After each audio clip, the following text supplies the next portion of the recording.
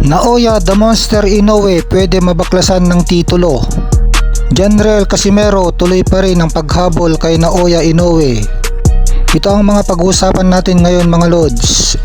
Malamang mga Lods, alam na natin na muling umatras sa pangalawang pagkakataon ang mga kalaban sana ni Naoya Inoue na kanyang IBF Mandatory Challenger Aussie fighter Sam Goodman, dahil naulit-ulit ang kanyang hiwa sa kanyang mata. Muling bumuka ang hiwa ng kanyang mata dahil sa sparring at nangangailangan daw ito ng plastic surgery. Kaya tuluyan nang umatras itong si Sam Goodman upang kalabanin si Naoya Inoue. Kaya dahil dyan, pinalitan na nga si Sam Goodman at ang ipinalit ay isang Koreano. Pangalan ay Kim Ye-joon. Hindi kilala. Wala siya sa top 10 sa 4 na major sanctioning bodies. Number 11 ang kanyang ranking sa WBO at hindi siya rated sa IBF, kung saan dito magdedepensa sana si Naoya Inoue kasi mandatory challenger niya sa IBF itong si Sam Goodman. Kaya ang dapat na ipalit ay manggagaling sa top 10 ng IBF. Kaya dahil dito, pwedeng matanggalan ng titulo si Naoya Inoue, yung kanyang IBF na titulo, dahil dapat ito yung dedepensahan niya. May mga Pilipino pa naman na nasa top 10 ng IBF. Ito nga sina Marlon the Nightmare Tapales, Carl James Martin at Jerwin Prito Boy Angkahas sa Super Bantamweight Division. Ito ang mga kalaban ni Naoya Inoue ay si Kim Ye-joon na isang Koreano, may record na 21 wins, 2 losses, 13 knockout, 32 years old.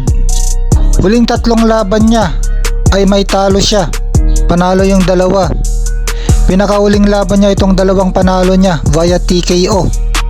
Kaya mukhang lumakas itong si Kim Ye-joon dito sa mga huling laban niya, dahil nga sa pagpili ni Naoya Inoue dito sa hindi kilala na si Ye-joon Kim ay nababash tuloy siya, lalo na ng mga Pilipino, sa pagiging cherry picker niya. Samantala, itong ating pambato Janriel Cuadralas Casimero ay hindi pa rin daw hihinto na abutin ang kanyang pangarap na makalaban si Naoya Inoue. Kaso lang patanda na rin tong si Casimero, 35 years old na. Kaya dapat sana madaliin na ang paglaban kay Naoya Inoue. Kaso lang ngayong 2025 ay may nakaplano na mga kalaban ni Naoya Inoue na ibinigay ng kanyang promoter na si Bob Arum, at wala nga doon si Casimero sa mga listahan na nakalinya na makalaban ni Naoya Inoue. Unahin ni Naoya Inoue ayon sa kanyang manager at promoter ay ang kanyang WBC Mandatory Challenger na si Alan Picasso.